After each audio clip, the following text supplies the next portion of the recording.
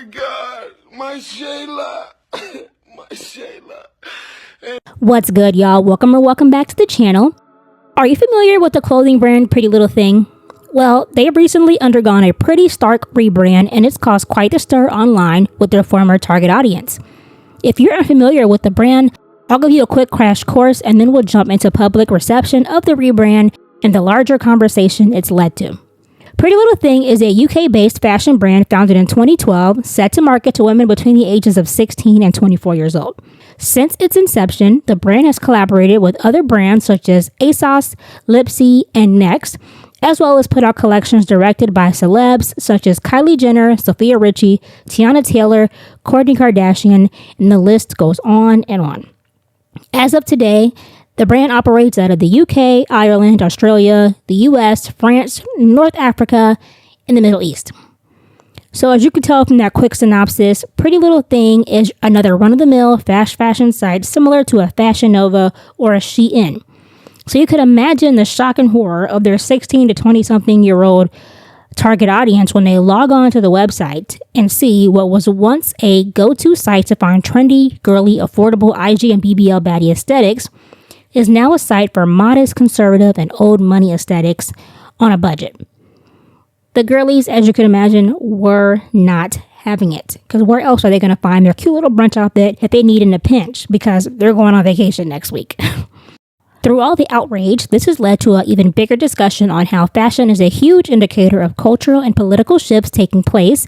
And with the direction things are going in the States with our new administration, I thought this was an important conversation to have here on the channel. I put together a few videos that perfectly show the public's perception of the rebrand and also shows some think pieces that dive into what this rebrand could mean for fashion and society going forward.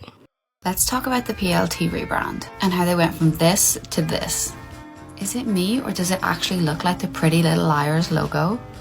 We all know PLT is one of the biggest fast fashion brands out there, but looking at their Instagram, it's definitely giving luxury. The one thing that caught my eye was their new slogan, Legacy and Progress. Could PLT be the first fast fashion brand to go luxury? CEO Umar Kamani said this. People talk about the old PLT. This PLT is going to be far better. What do we think? Do we think PLT is genuinely going luxury? Pretty Little Thing rolled back their DEI program and ain't looked the fuck back. They said we finna take it to church. You bitches is going to hell. I've been told y'all. BBL era is over. That shit is done. That aesthetic is clipped. What y'all gonna do now? Unpopular opinion, but people are calling the PLT rebrand bad just for attention, because there is no way you're telling me you're looking at these clothes and you have an issue with it.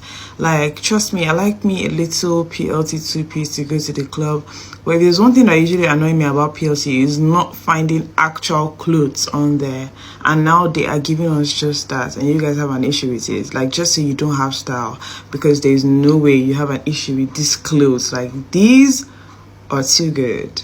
I love them. So word on the street, Pretty Little Thing rebranded. Everyone is disgusted, clutching their pearls, knickers in the twist. You call that a rebrand? Ladies and gentlemen, what were you expecting? What, Pretty Little Thing's gonna go away and come back as Gucci?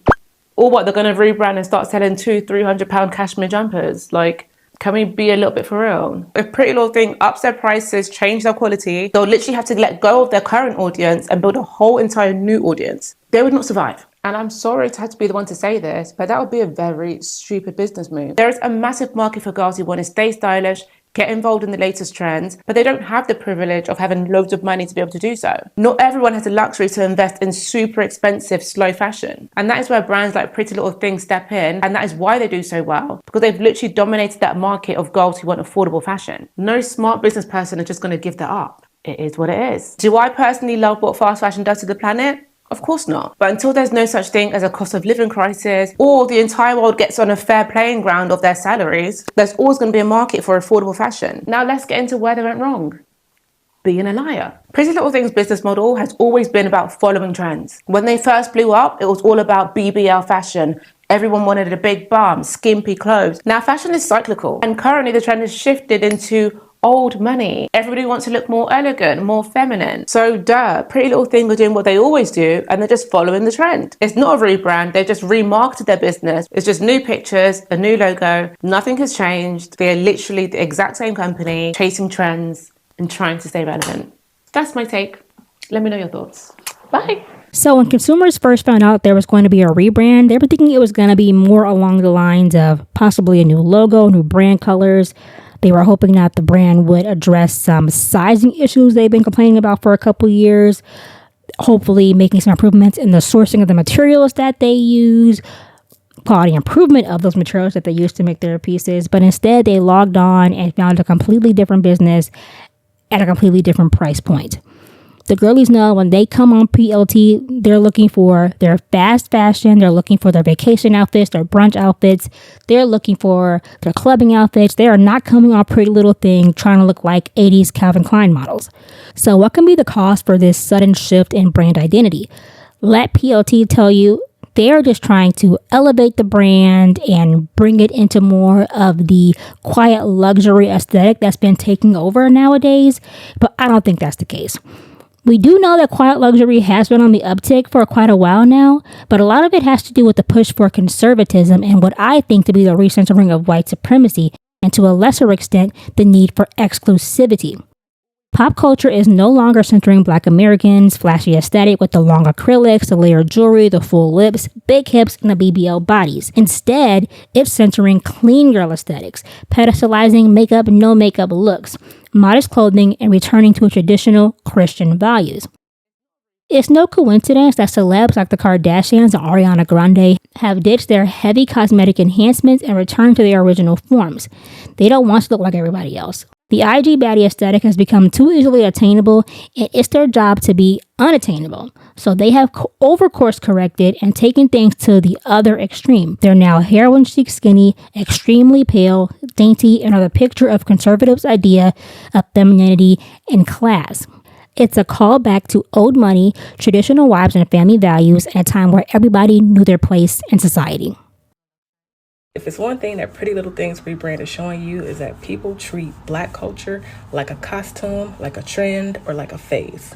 Oh, this is something fun to do when I'm in college and I'm urban and I'm down. But then when you grow up or you meet a man and you want a family, you get back to your respectable attire, wear culture.